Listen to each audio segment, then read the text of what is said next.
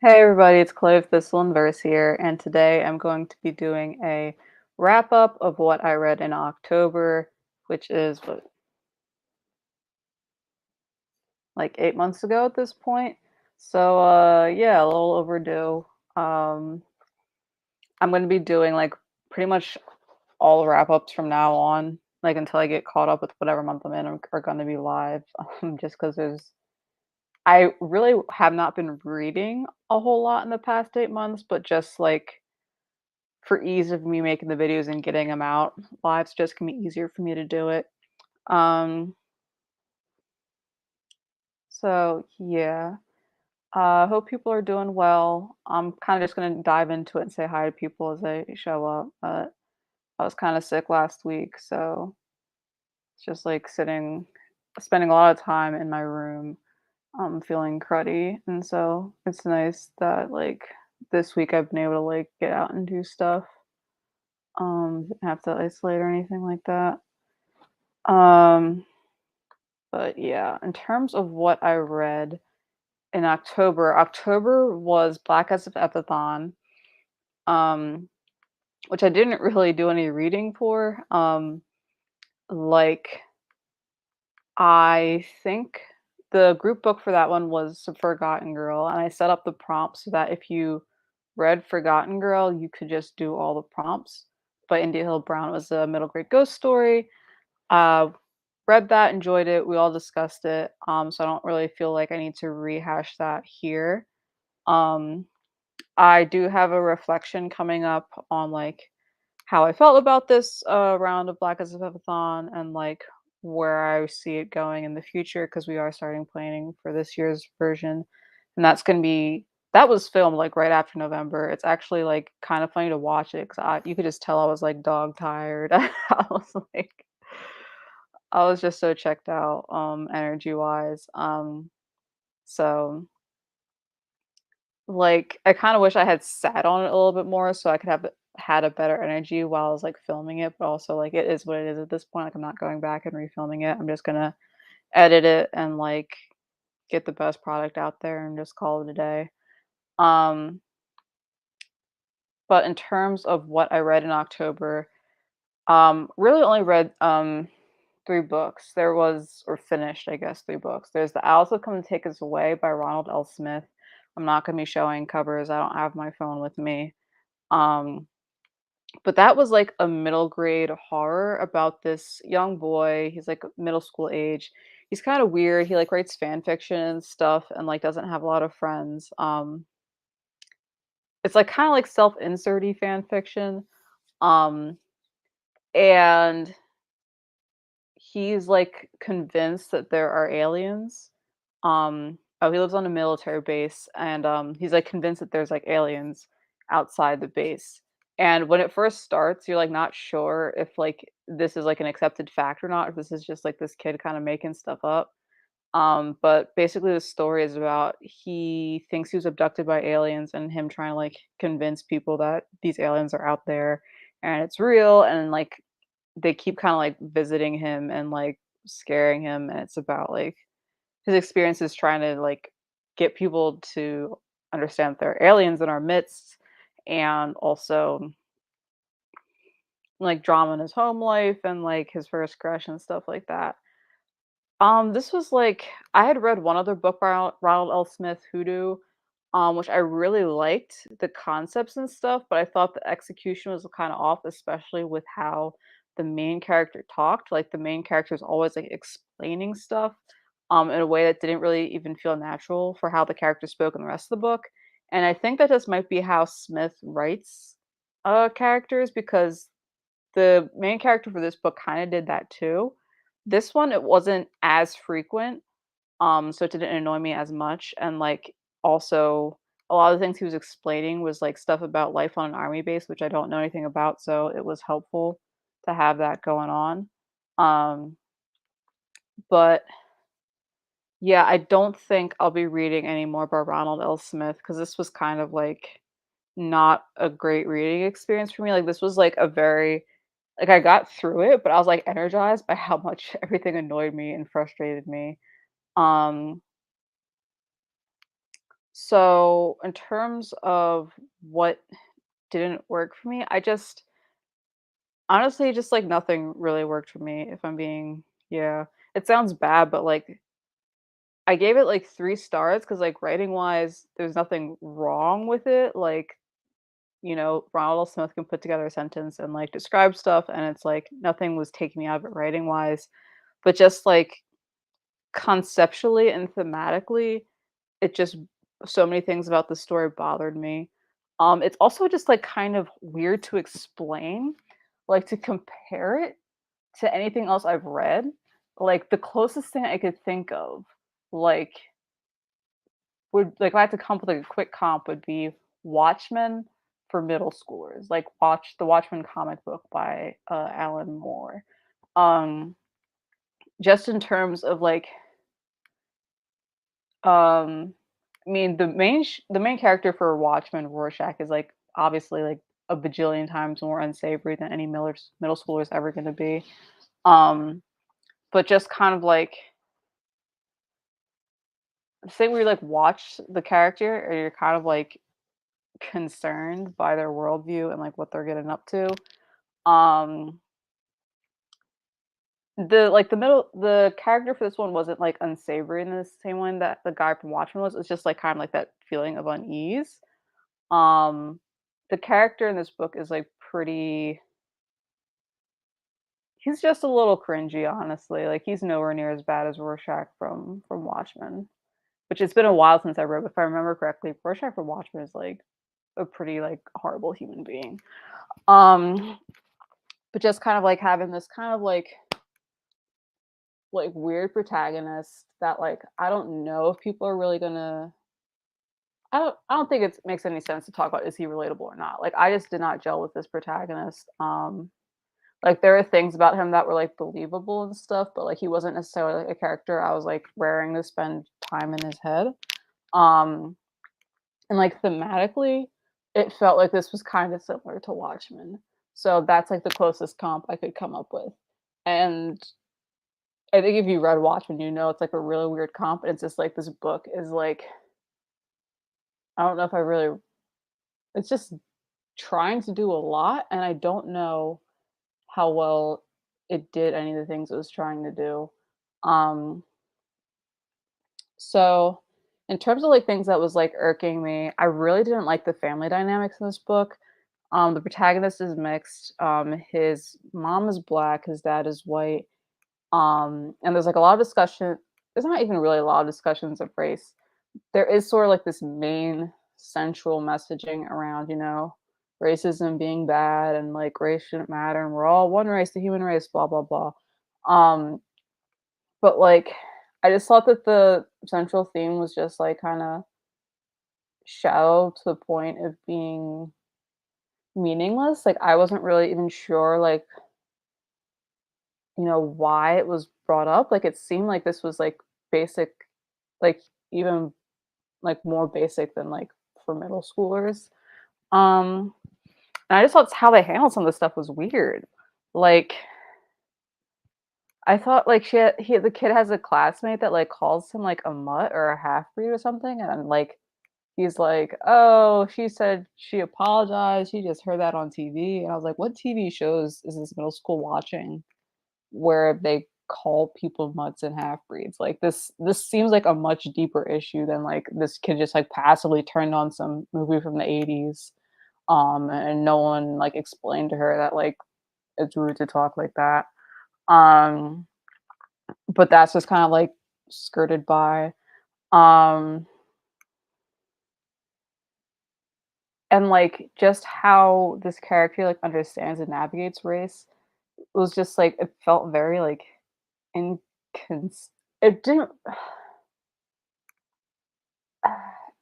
this character like isn't self-aware. Like to me, looking in, I'm like the issues and the dilemmas that you're facing seem very typical for someone of your age who is mixed, who has parents who don't want to talk about race with them. Like, you're seeing racism happen, and people are trying to minimize it to you and brush it off, and they don't want to call a thing a thing. And you know that you're different, you know that people are pointing something out about you for a reason, but, like, no one all the adults don't wanna say why that is, um, and so you also feel weird saying what it is, um, and, like, that to me is what it looked like was happening with him, but, like, no one really names it as such, and he is not at a space where he would be able to name it as such, but, like so, like, to me, that part didn't work, and, like, honestly, that might be too subtle for something you can do in a middle grade, book, just, like, this age range, I don't know if people would pick it up. Oh, hey, Deidre. It's okay if you can't chat. Thanks for stopping by. I'm just I'm gonna be doing a lot of complaining this live show, honestly. I subtitled it a learning experience because I feel like this was a lot of me reading stuff and like I read one nonfiction that I liked and I learned stuff from that. And then a lot of it was me reading stuff and being like, oh, there's like a reason why I don't go into certain genres. Um So I wasn't big on the whole like race, like discussions around race and racism. I just didn't think they worked. Um, and like I don't know if it was even like new enough for like the audience that like there's like a novelty or anything being learned there. Um, Also like aside from like that stuff, like that I didn't feel like I just didn't feel like his parents were good parents. And I thought it was like weird that it's not really ever addressed. Like it was like really upsetting me um because his dad is like atrocious. Like his dad will like demean him in front of his other brother and in front of his mom, and like his mom doesn't say anything, and like it's honestly hinted that like the dad might be like emotionally abusive or something, because like the protagonist mentions that his dad will like tell the siblings not to talk back to the mom, but then like they'll hear the dad yelling at his mom like pretty regularly, and it's like not like a fight, it's like a pretty one-sided thing. um so like I was like really not feeling that. Like it's kind of like the dad is set up as kind of a villain, but like I don't feel like the story ever really went all the way with, like, addressing, like, all the layers of, like, what was going on. Um, and for me, like, I just really don't like stories with, like, parents who just kinda sit by and, like, watch the other parent, like, belittle their child. It's like my sympathy for the mom was kinda limited. Like, I didn't even really know what was going on with her because they just got so little page time. But that was just very frustrating. And there's like a point where he gets like abducted by the aliens, and he is trying to like convince people that like he something happened, like something actually and he gets like a chip or something. And so he's like trying to figure out like what this chip is and like what's going on with him. And like his parents are like, oh, this is paranoia and like hallucinations. And it was like just really, and they like end up like taking him to like I guess like a I don't know what it is. It's not really therapy. I think it kind of is therapy. They take him to some psychotherapist who gives him like medicine that is like really messing with his system, and like it was just really sad to watch because it was like this kid's relationship with his parents is just obviously so garbage that like he can't tell them like even like basic things about his life. Like he's just so closed off because he doesn't trust his parents. And like he doesn't even like trust his parents to tell them that like the medicine is like really messing with him and that like they need to get a different prescription or do something. Like whatever they're trying to do isn't helping, and it's making him feel even worse. Um and I also wasn't big on like that whole plot line. I just felt like kind of sensationalist. Like I was like not even following how he got prescribed this medicine. So it felt like they were just like, the parents were just like, this kid is like paranoid and hallucinating. And they just like took him to a therapist, and like, I don't even know what it was. Like, they didn't even give him a diagnosis. They were just like giving him meds. And I was like, how does this, how does this happen? Like no one has even tried to explain like what is happening with you. This is just it felt like kind of I would say sensationalist. Like again, I feel like there's conversations that the author could have had about mental health and like what therapy is and what it isn't and what approaches do and don't work for people and like there are realities about how um mental illness diagnoses can be weaponized against people or people can get put in conservatorships and stuff and how it can be like scary and like difficult to handle um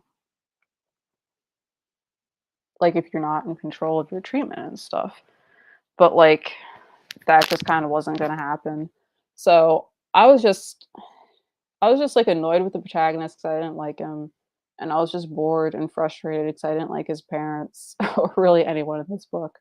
So this wasn't a fun experience. I'm not going to be reading anymore from this author. Hey T, thanks for stopping by.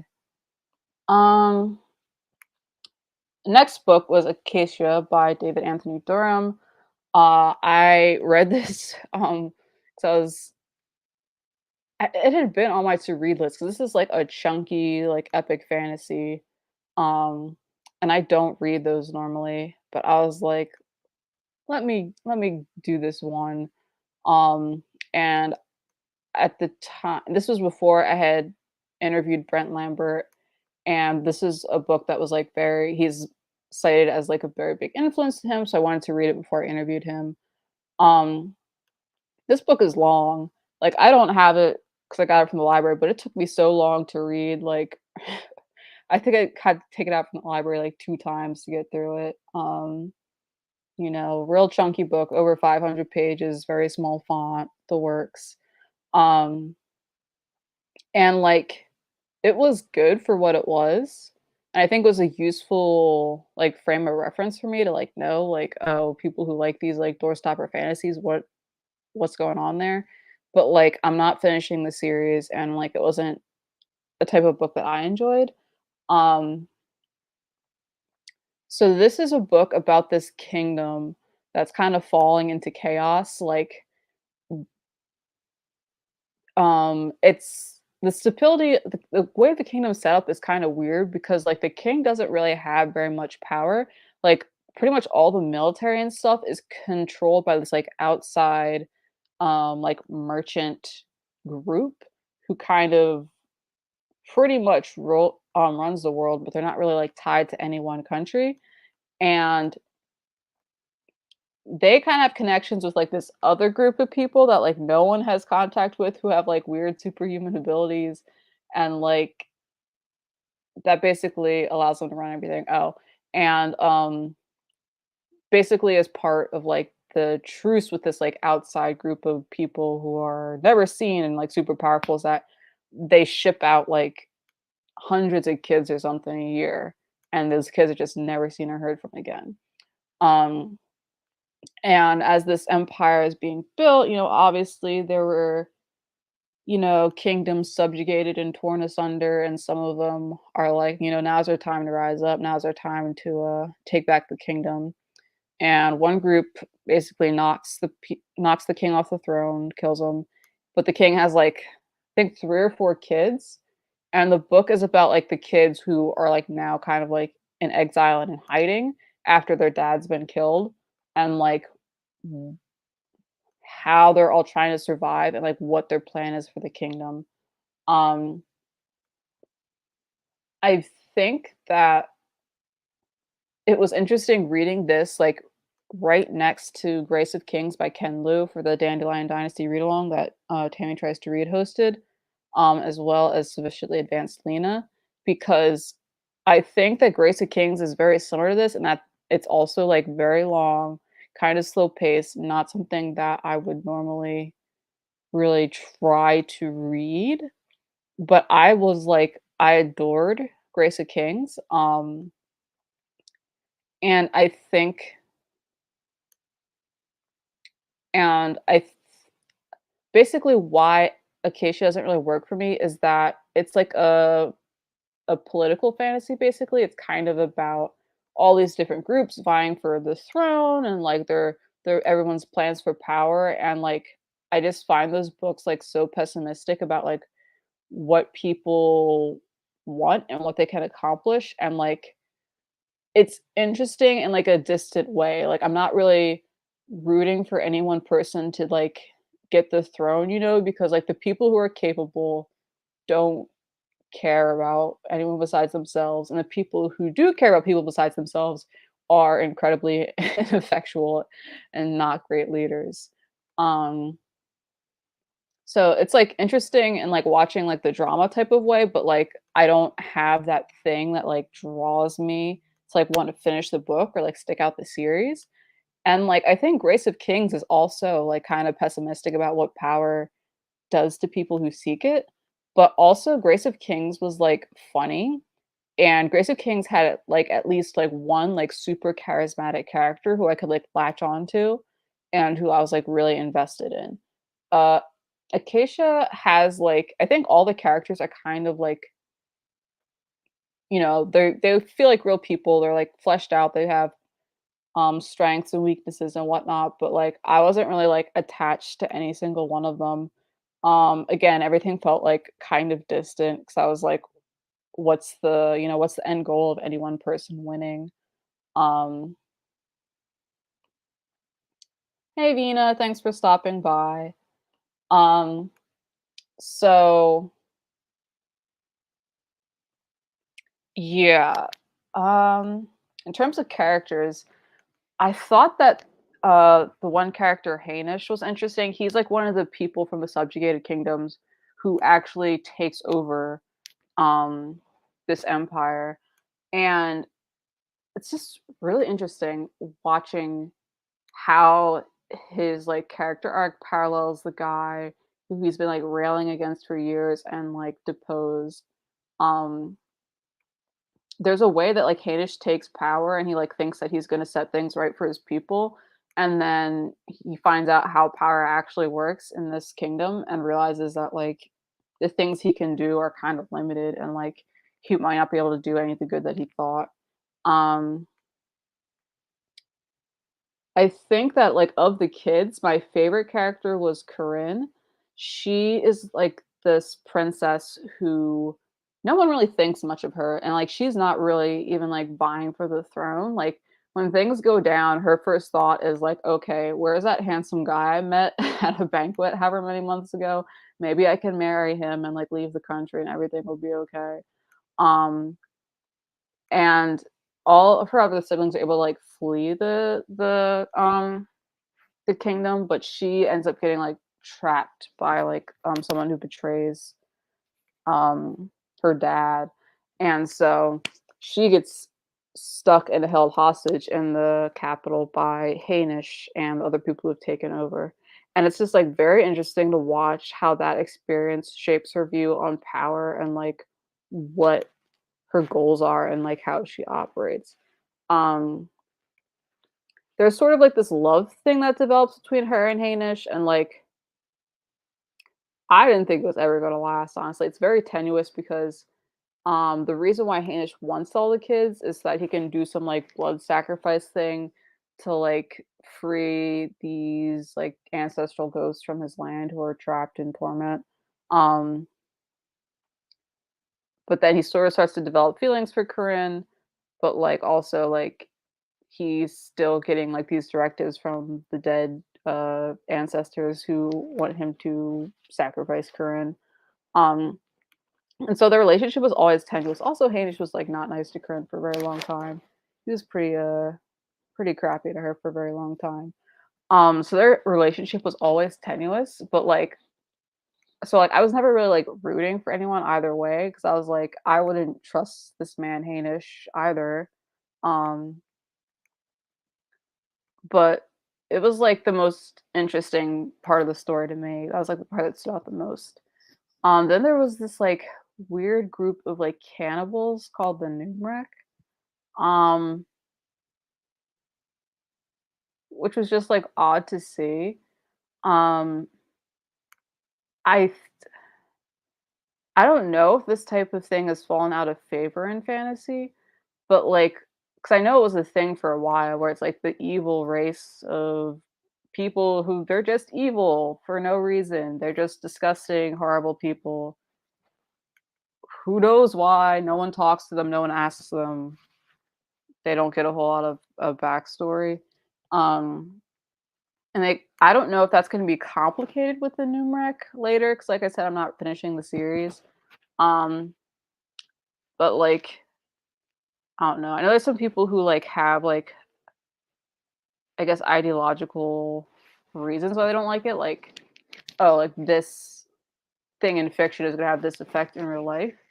But like for me, it's just always weird 'cause it just feels like unrealistic. Like I don't know. Yeah, it's just like how does society work? Like I don't know. Like it just I don't know. It's just something about that's like a hard sell for me to believe that like everyone in this group they just do things that are disgusting, and there's, like, no reason behind it. They just do it 'cause it's fun, and that's just, like, everybody. Um, I don't know, it's, like, hard for me to believe. It just doesn't feel realistic to me. Um, but so, yeah, on the whole, like, it was good for what it was. It's just it wasn't for me, and, like, I kinda knew that going in, so it wasn't, like, a huge loss, in that aspect, but, like, this was definitely a reminder why I don't read doorstopper fantasy. It just took so much time. It just took so much time. Hey, Sarah. Yes, Grace of Kings was a lot of fun. Um, Kunigaru was the character I mentioned who was like very charismatic and who was the reason like I kept going through the story. He is he's just wild. He's like a trickster. He's like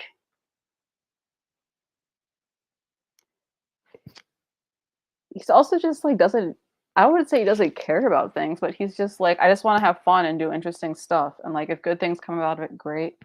And if not, I'm just here to have a good time. And like there's a point where that strategy doesn't like pay off for him anymore and he has to change tacks. But like it's just like a really interesting character to watch because he's just so opportunistic and he just will like switch on a dime. And then my last book I was gonna mention is Wrapup is African Icons: 10 People Who Shaped History by Tracy Batiste, illustrated by Hilary D. Wilson. I won an arc of this through Goodreads, but I don't have it anymore. This is like a middle grade nonfiction um, about 10 people from Africa who were like very prestigious or like of historical note. Um, and I really like this one. But I don't have the book anymore because I donated it to, a, like, school library near me where I was like, "Oh, this is for young kids. I should probably give it to the young kids." Um, so in terms of, like, I guess how I would review this, I don't wanna do, like, a book report where I talk about every single thing that's in it. I also didn't take notes to be able to talk about it like that, so I can't. Um, but in general, I'm trying to remember. It's kind of like a story, like, it's not, like, just, like, 10, like, random people. There is kind of a focus on, like, I don't think they had, like, a person after, like, the 1800s, so it is, like I don't know what that era would be because it's from, like, like, BC to, like, maybe 1800. Um, so it isn't, like, super recent, but also, like, there was just so many people that, like, I didn't really learn a whole lot about Africa in history class, like, I think I had, like, I talked about we had a unit on Egypt, 1 year, um, and then I had, like, a class on, like, world history where we mostly, if I remember correctly, we mostly talked about South Africa for, like, a week or 2, and specifically, like, apartheid. But, like, nothing more in depth than that, so, like, pretty much anything that I read was gonna be new information to me, and so I think that's why I really enjoyed it, and, like, the book is just really pretty, like, there's a lot of illustrations, there's a lot of, like designs and stuff. Like I remember for each page, like each chapter before I started a new person, they had like a different textile print. So I really like that. And I really like that it had a bibliography at the end. So like if you wanted to like read more about anything, there's like a whole bunch of sources that were given so that you could like look into more stuff. And I took a picture of it, but I haven't gotten into like reading any more of them yet. Um and the book is kind of more of a narrative, so it's kind of like, "Oh, we go here, and then these are kind of some of the forces that led to, like, this event here, and, like, this is a person who's pivotal during that time." So, I think in terms of, like, where the people are from, it was mostly, like, Western Africa and Northern Africa, if I remember right. Like, I don't think there's anyone from South or Central. There's a few people from Eastern Africa. Um But I really enjoyed it. I was, like, looking for stuff for adults like that because I was like, "I just need to learn more," and, like, I don't know if it's even worth, like, going in depth, I just kinda want, like, a brief, like, encyclopedia, like, overview so I can kinda, like, find out what I wanna learn more about and go from there.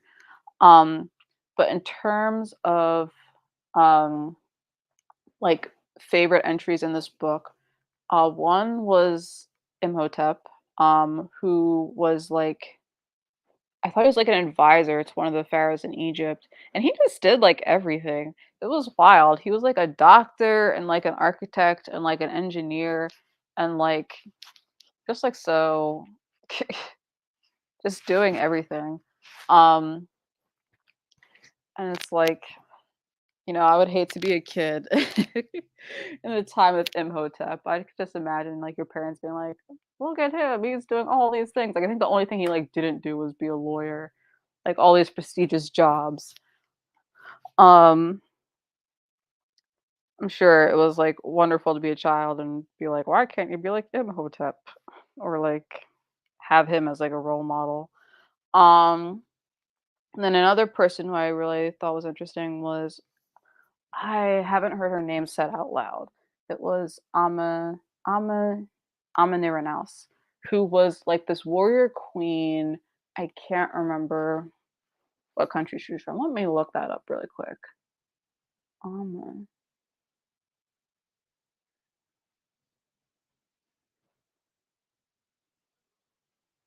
She was from the Kingdom of Kush, which I think is, like, pretty close to Egypt, if I remember right. Um, but she was like a warrior queen, basically.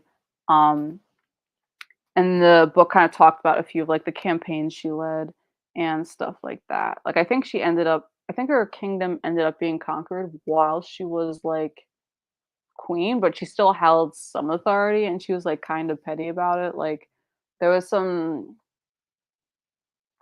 statue of, like, one of the people that she had beaten before, like, she ended up losing the war, and, like, the head had, like, gotten knocked off the statue, and I think she, like, buried it, like, under, like, the embassy or something, so people would always be, like, walking on top of the statue the head of the statue, this guy who she'd beaten.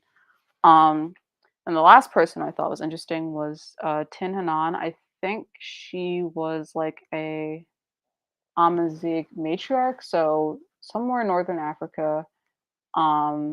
I forget what country exactly, but she kinda set up, like, all these, like, I think this was for the, like, Saharan trade routes, like, the trade routes that went, like, across Northern Africa, if I remember right.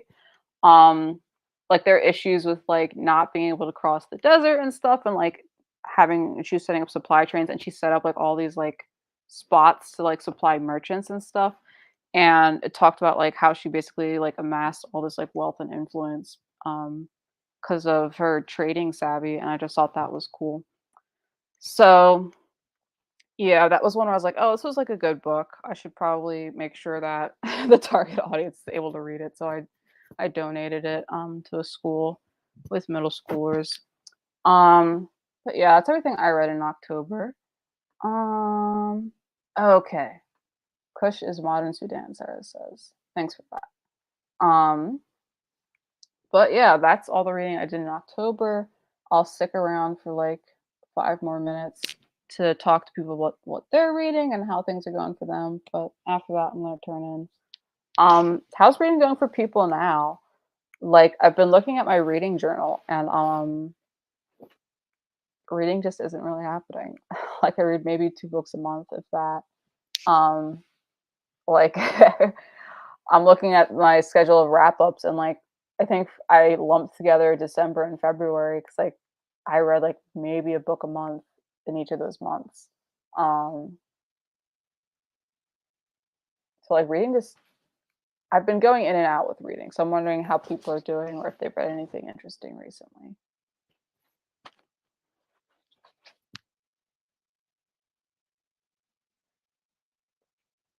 In terms of, like, current reads, I'm reading just finished The Jumpy God's Revenge by Tracy Batiste, which I kinda knew going in I wasn't gonna be in love with it, but I just wanted to read it to finish the series, and now I'm reading Daughter of the Moon Goddess by Sulein.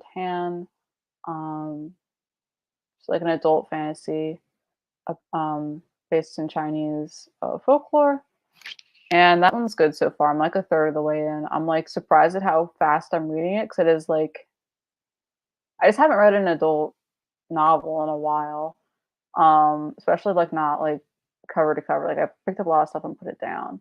So, I'm, like, pleasantly surprised at how easily I'm reading through this book.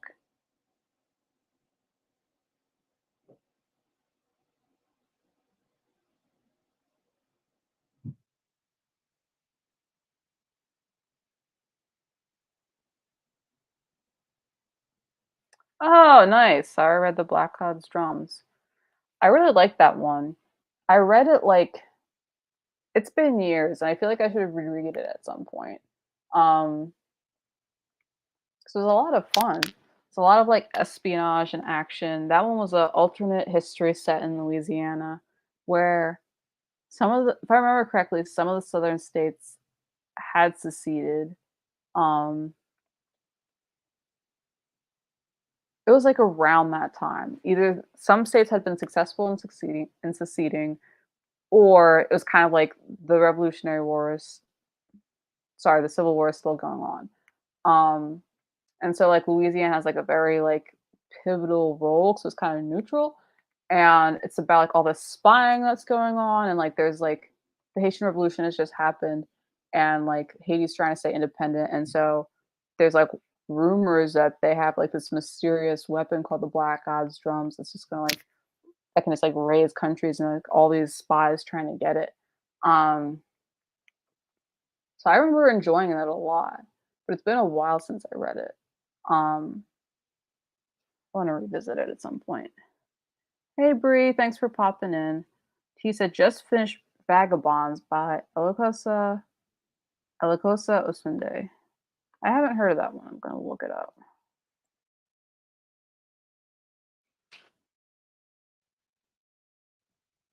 Oh, this is set in Lagos.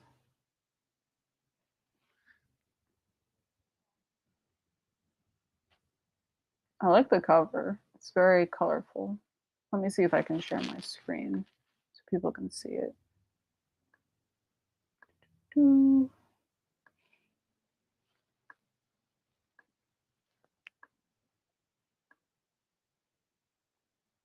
Yeah,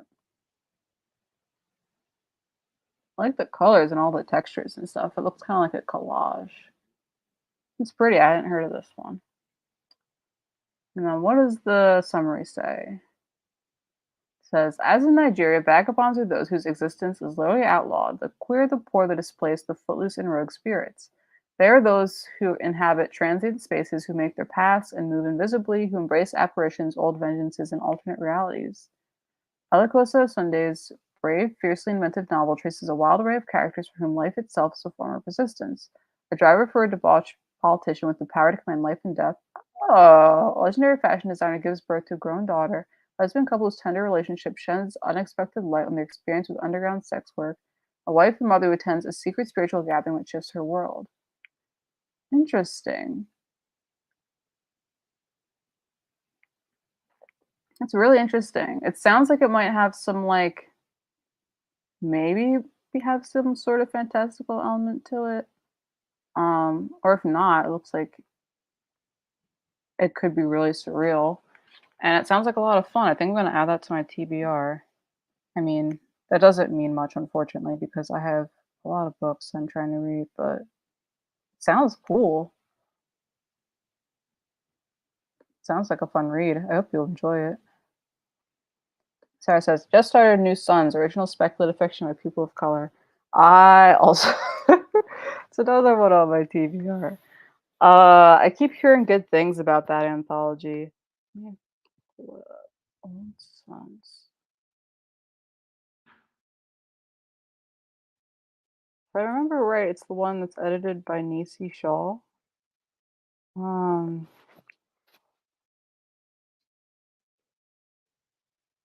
yeah, I keep hearing good things about this one, but I just like, and my library has it, so I looked it up.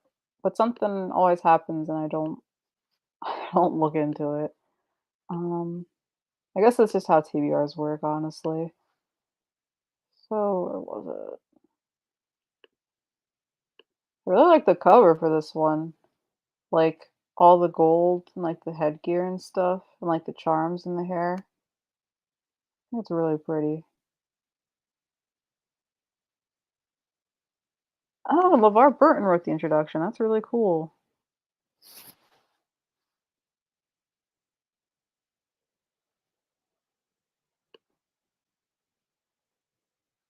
Trying to see if I recognize any of the names on the list. Okay. Sylvia Miranda Garcia, Alex Jennings, I recognize. Stephen Barnes. That's Tananarive Dew's husband, if I remember right. Um, Andrea Hairston, Tobias Buckle, Rebecca Roanhorse, Janella Nwalu, Darcy Little Badger. Yeah, this is like stacked. There's a lot of people in here. Hinsu Kang. I forget. I don't know why I know that name, but it sounds familiar. Might have written like an adaptation that came out recently.